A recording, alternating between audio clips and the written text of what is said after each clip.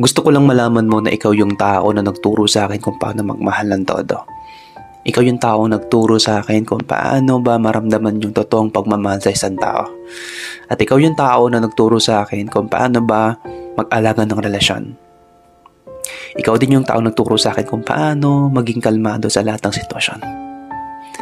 Ikaw yung tao nagturo sa akin kung paano labanan lahat ng tukso at kung paano labanan yung hirap ng LDR. Ikaw yung tipo ng tao na hindi basta-basta pumapayag na maghiwalay at tapusin kung ano man ang nasimulan.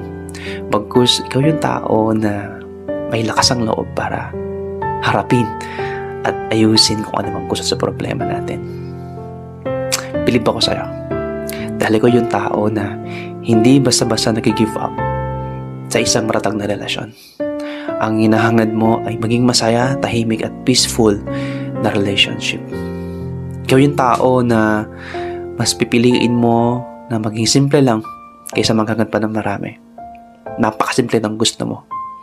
Ang gusto mo lang ay mahalin ka lang ng todo at genuine yung pagmamahal sa'yo ng tao. Tapos ang sukli mo mabalik ay yung mas sigit pa sa gusto maramdaman ng taong mahal mo. Ikaw yung taong karapat dapat mahalin at hindi bibitawan. Ikaw yung tao na kailangan alagaan at hindi babaliwalain. At ikaw yung taong dapat ipagmalaki at hindi mamaliitin.